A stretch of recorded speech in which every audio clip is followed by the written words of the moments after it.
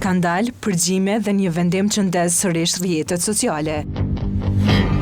Agjencia për Informim dhe Privatësi ka mbyllur procedurën administrative të ankesës që Drilon Rama bëri kundër Gjeneta Fetaut pas publikimit të bisedave të tyre private nga kjo e fundit. Gjithçka nisi 2 muaj më parë, kur Gjeneta publikoi disa inqizime telefonike me fituesen e Big Brother VIP Kosova. Bisedat u përhapën me shpejtësi dhe zbuluan një anë krejt tjetër të Drilonit duke shkaktuar reagime të forta online. Si reagim, Driloni paraqiti ankesë në Agjencinë për Informim dhe Privatësi. AIP në përputhje me ligjin për mbrojtjen e të dhënave personale e trajtoi rastin dhe zhvilloi një takim me Gjenetën.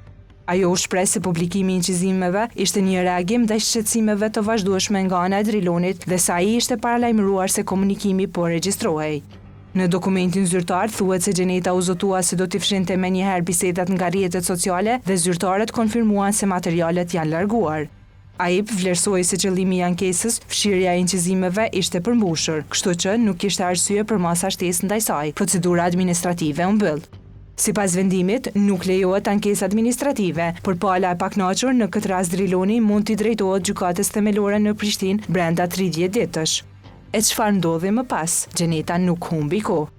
Reagimi i saj në Instagram ishte thumbues dhe i drejtë për drejtë. E quajti Drilonin fitues të shpikur të Big Brother VIP dhe akuzoi për dramë plastike e vëmendje të sforcuar. Sipas saj, ankesa ishte e pabazë. Dhe po, ajo citoi edhe vetë institucionin. S'ka shkelje, s'ka hetim, rasti pa bazë. Postimin e mbylli me një pyetje që bëri buj. A thua gishtin ku do ta fusonte?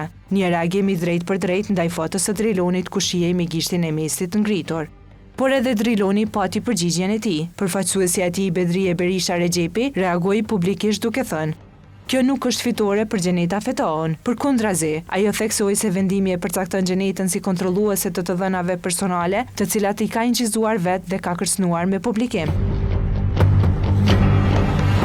Sipas saj, këto janë veprime që cënojnë rënd privatësinë dhe dinjitetin e Drilonit. Vendimi nuk konstaton që Gjeneta ka vepruar ligjërisht dhe ajo është informuar për pasojat që mund të ketë publikimi i bisedave në të ardhmen, tha ajo. Më tutje, përfaqësuesja Drilonit konfirmoi: ai do të ndjek të gjitha rrugët ligjore për mbrojtjen e privatësisë dhe dinjitetit të tij të garantuara me Kushtetutën dhe ligjet e Republikës së Kosovës.